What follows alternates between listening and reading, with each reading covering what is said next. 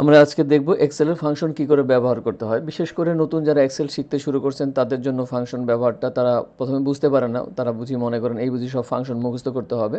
আসলে ব্যাপারটা সব ফাংশন মুখস্থ করতে হবে না। আপনি যদি দু একটা প্র্যাকটিস করেন তখন আপনি নিজেই বুঝে যাবেন কোনটা মুখস্থ করতে হবে আর কোনটা মুখস্থ করতে হবে না। আপনি নিজেই সাজাইতে পারবেন ফাংশন কী করে তৈরি করতে হয়। তো চলুন আমরা যাই ফাংশন কী করে ব্যবহার করতে হয়। তার আগে আমি একটা অতিরিক্ত বিষয় নিয়ে আসছি। সিঙ্গেল ইনভার্টেড কমার একটা ব্যবহার আমি দেখাই।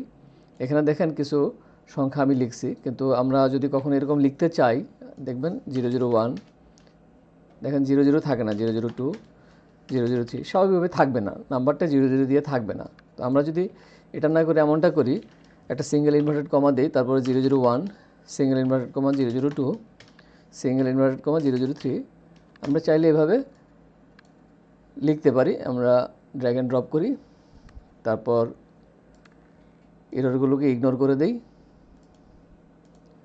ব্যাস। এটা একটা অতিরিক্ত বিষয় আমি দেখালাম আপনাদেরকে। তো চলুন আমরা এবার ফাংশন ব্যাখ্যা করতে শুরু করি। প্রথম ফাংশনটা দেখেন, প্রথম ফাংশনটা আমরা এটাকে বলে কনক্যাটিনেট, অর্থাৎ সেল A5 যোগ সেল B5, অর্থাৎ সেল A5-এ যে ডাটা থাকবে বা টেক্সট থাকবে সেটার সাথে সেল B5 যোগ হয়ে রেজাল্টটা আপনাকে এখানে দেখাবে। আমরা যদি এটা এরকমটা করি, আমরা যদি এখন লিখি A5 কনক্যাটিনেট করতে গেলে অ্যাম্পারস্যান্ড বা আমরা যেটাকে অ্যান্ড চিহ্ন বলি B5, দেখেন চলে আসছে। এটা যদি আমি একটু টেনে নিচের দিকে নামাই, দেখেন চলে আসছে। আচ্ছা, একটা পরিবর্তন লক্ষ্য করি আমরা, দেখেন। আচ্ছা, আমরা একটা জিনিস খেয়াল করি, দেখেন A7 পর্যন্ত এর পাশে একটা ড্যাশ আছে, কিন্তু পরেরগুলোতে ড্যাশ নাই। আমরা যদি এখানে ড্যাশ দিই, দেখেন এখানেও ড্যাশ আসবে, এন কলামেও ড্যাশ আসবে। এখানে যদি ড্যাশ দিই, এন কলামের ড্যাশ দেখাবে। আবার এখানে যদি আমি ডিলিট করে দিই, এগুলো ডিলিট হয়ে যাবে। আবার এখানে ডিলিট না করে আবার যদি এটা ডিলিট করে দিই, দেখেন এগুলো ডিলিট হয়ে যাবে, অর্থাৎ সংখ্যাগুলো ডিলিট হয়ে গেছে। অর্থাৎ এই সেলের ডাটা যোগ এই সেলের ডাটা, এটাই হচ্ছে এখানে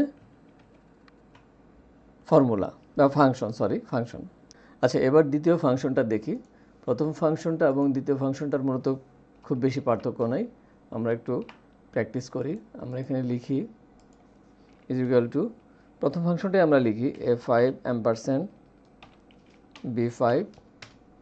আমরা একটু চেঞ্জ করি প্রথম ফাংশনটা, অর্থাৎ প্রথম ফাংশনের এই যে A5 এই সেলটা আমরা চেঞ্জ করে এটার পরিবর্তে লিখি ইনভার্টেড কমার ভিতরে DAY, একটা ড্যাশ দিই।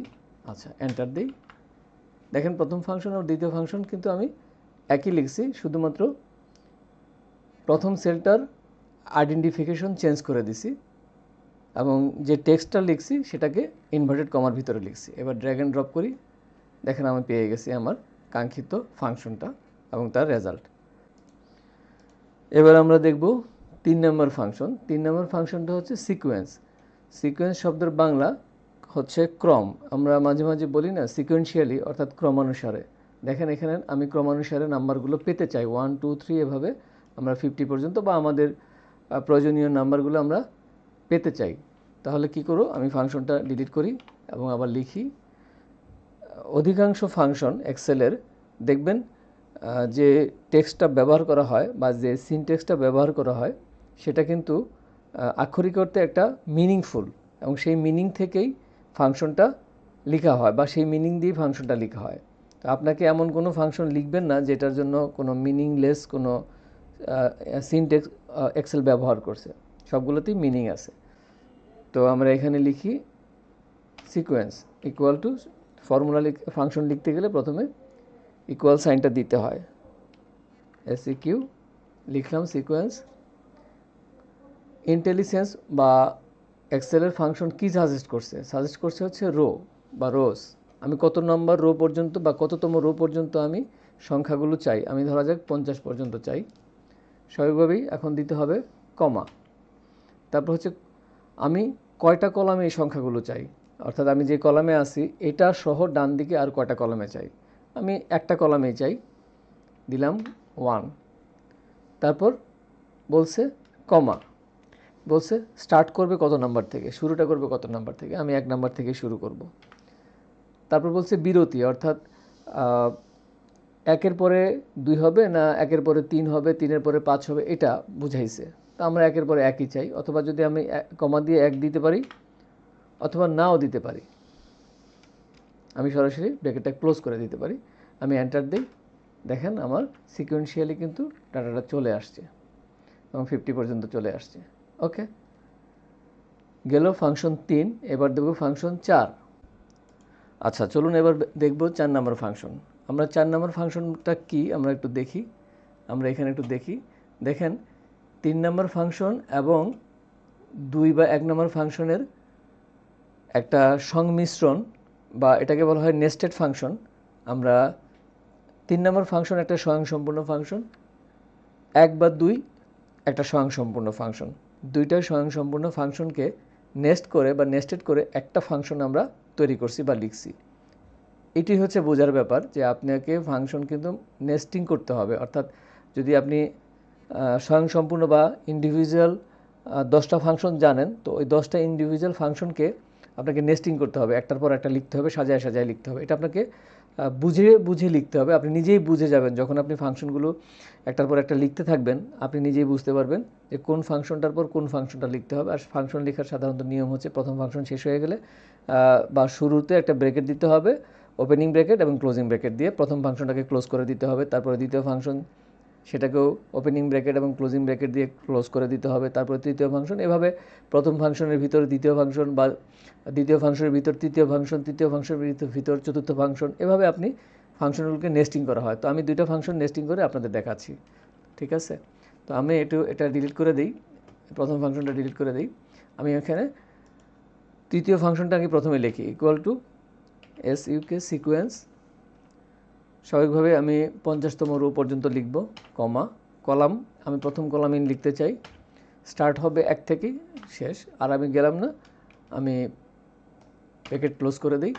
আচ্ছা, এবার আমি নিয়ম অনুযায়ী এই ফাংশনটা নেস্টিং করব আরেকটা ফাংশন দিয়ে।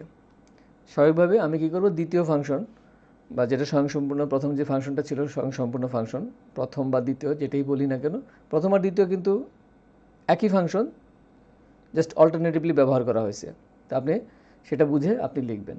এই জন্য আমি দ্বিতীয় ফাংশনটা আলাদাভাবে লিখছি আপনাদের বোঝার সুবিধার্থে। তো আমি কি করব, আমি স্বাভাবিকভাবেই কনক্যাটিনেট করার জন্য অ্যাম্পারস্যান্ড দিব, তারপর ইনভার্টেড কমার ভিতরে আমি লিখব DAY ড্যাশ, আমি এন্টার দিই। দেখেন এখন প্রশ্ন হলো, আমার কিন্তু ফাংশনটা চলে আসছে। দেখেন এখন প্রশ্ন হলো, আপনি হয়তো ভাবতে পারেন যে ফাংশন 2 এবং ফাংশন 4 এর কোনো পার্থক্য নাই, বা ফাংশন 1 বা 4 এর কোনো পার্থক্য নাই। আছে পার্থক্য। দেখেন আমার ফাংশন 2 তৈরি করতে গেলে কিন্তু আমার এই 2 কলামের সাহায্য লাগে, অর্থাৎ A এবং B কলামের সাহায্য লাগে। অর্থাৎ A এবং B কলামে যদি ডাটা না থাকে তাহলে কিন্তু ফাংশন 1 বা 2 তৈরি হবে না। দেখেন আমি ডিলিট করে দিই, ফাংশন 1 এবং 2 কিন্তু কাজ করে না, বাট ফাংশন 4 কিন্তু অ্যাজ ইট ইজ রয়ে গেছে। ব্যাপারটা হচ্ছে এই, আমি আর কি আপনাদেরকে একটু এলাবোরেটলি বোঝানোর চেষ্টা করলাম। আচ্ছা, এবার আমরা আশা করি বুঝতে পেরেছেন ফাংশন 4 কী কাজ করে। ফাংশন 5 কিছুই না, অর্থাৎ ফাংশন 3 এরই একটু অল্টারনেটিভ। আমি একটু এভাবে লিখি, আপনারা লিখলেই বুঝতে পারবেন। সিকোয়েন্স